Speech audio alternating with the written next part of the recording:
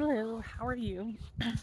We're going to do at least one more edition of the show at a beach. I can't say every single show is going to be me at a two-piece at a beach, but the Thought Project, just so you know, today is actually being shot at a different beach in Michigan. We have three different topics we're going to go through today, and I'm going to start with the Bud Light controversy, which is mostly only interesting in the sense that there's so much money that's been lost. Bud Light has, Anheuser-Busch has now lost anywhere from five to up to $6 billion on the liberal side. Conservative estimate is 5 billion, 6 billion, possibly even 7 billion wide a day. Here's the thing. Um, I knew the agencies actually behind that campaign, and it really is a lot of hostility and just anger towards natural born women, plus some great imaging. So that's why people are getting so angry about it. And it's just ridiculous to try to categorize the reactions as either conservative or liberal or Republican or Democrat. It's not. And the idea that the commercials themselves and their failures of being negative and generating negative attention is just a crazy idea. It's very difficult to do an Aaron Vidalski type ad campaign and be successful. That's something he mastered. Not many people know how to do it and actually be successful in promoting a product. And so it's just bad marketing. And it's especially bad because the marketing director said she was trying to get away from a topic. She wanted to be less stupid and fratty with Bud Light. Well, first of all, why would you want to go away from what's actually worked for you as a target demographic? And was the demographic even frats? And what kind of frats? And I can't think of anything more stupid and weird and fratty than a commercial featuring, um, that has notes of pedophilia in it and a man dressed up as a woman with a very hostile sort of stance towards natural born women. That's about the epitome of stupid frat behavior. And I say this because last year when I was working security at a theater in Charlottesville, we hosted a fraternal event. It was an event with both men and women, and it was a drag show. It was a competition with lip syncing, and the people in it all competed by dancing and performing and lip syncing. And the main, the main runner-up was a man dressed up as a woman, very obviously a man in a bra. And at one point, for me in security, I almost had to jump up on stage to stop him because he started to attack the woman who eventually ended up running the show. She was dressed as a man. He's dressed as a woman. He started trying to violently attack her because he was so competitive about wanting to win. And that's all I see when I look at the Bud Light commercial. That commercial just looked to me like a man being really aggressive towards natural born women. And I don't really care what he's wearing. And I could never see RuPaul or some other performer like that coming off that way in a commercial. And that's all that really never needs to be said about it. Like, if the media moves on, the rest of us move on. I haven't drank Bud Light in 20 years. I don't drink beer because I'm gluten free. Most Americans drink craft beers. That's kind of it. But the larger Hollywood based agency behind that campaign is definitely misogynistic and really hates women, natural born women.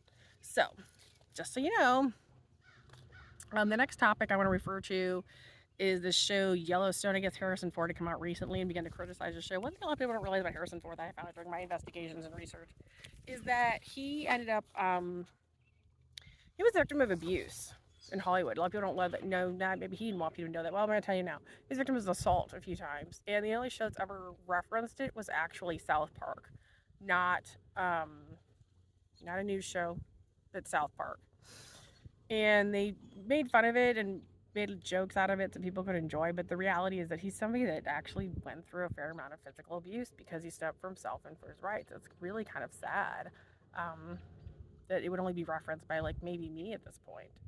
And the other thing I need to note is that during the investigation, something that I saw was that I've had a fair amount of problems with trademark infringement off of my social media and even my other work. I'm just not getting paid.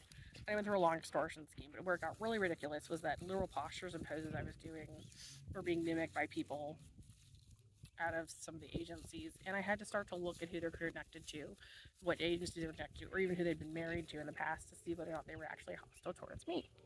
And there was a very real issue with I just saw this past Sunday. I did like a little toast thing on Facebook. Happy Easter. I get the wine glass, and within less than 5 hours, Carrie L's his Facebook page had done the exact same thing.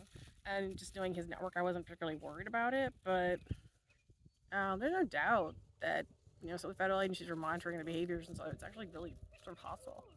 So for me, events that were over my 20s, apparently some of these other people are still carrying forward as a grudge. And it was their issue. They're the ones engaged in the extortion. They're the ones who stole from me. They're the ones who don't want to pay their bills or pay the creatives the money they owe them. And why should anybody else care about that? Why should any of us care? Nobody should. It's nobody's job to work for free, and it's nobody's job to provide for someone who's clearly immoral and unwilling to actually do their own work. Um, and I didn't go to medical school because of all this drama over the years. I couldn't go to nursing school either. So I think it's really important to note that it was never about just Hollywood stuff, but there's no reason to be trying to force people into. I was really living in this really bizarre situation for years where I was being used for work and just not getting paid. And the level that some of the work has gone to, performers out there using my work and never pay me for it is just ridiculous. Kind of has to be known, you know. But anyway, so for today, I'm going to sing a song by Sheryl Crow that is just a total favorite of mine, and I hope that you will enjoy hearing it. And it's probably one of my favorites by her. It's one where she does a little bit of acoustic guitar, but not much else. But we met there's some people walking by, and let them get a little distance away so they don't get distracted by me singing.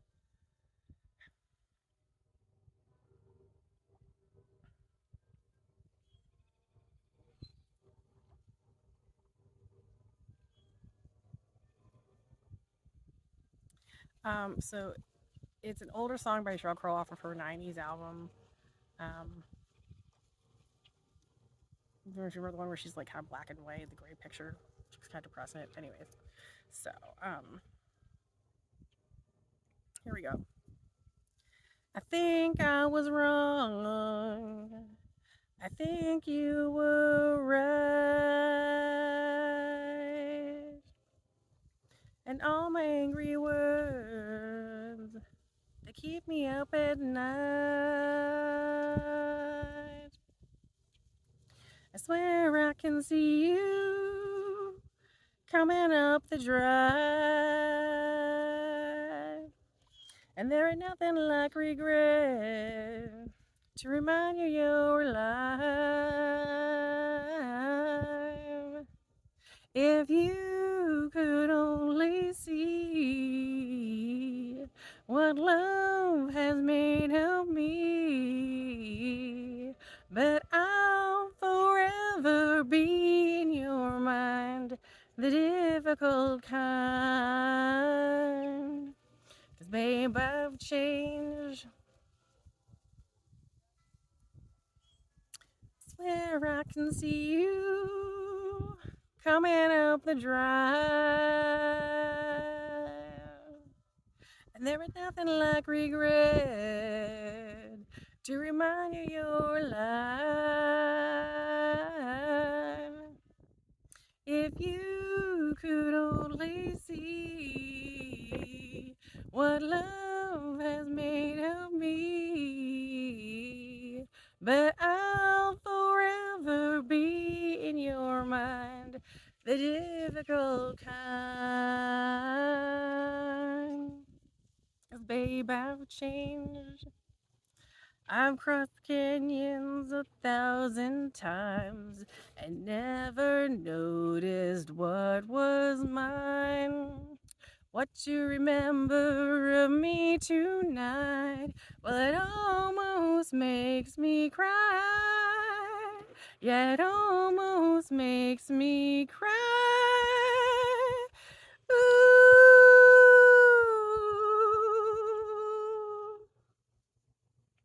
Oh, ball breaking moon and ridiculing stars. The closer I get, further you are. If you could only see what love has made of me, but I'll forever be in your mind, the difficult kind. 'Cause babe, I've changed, but you won't see the good in me. 'Cause babe, I've changed. Anyways, that song has nothing to do with my life.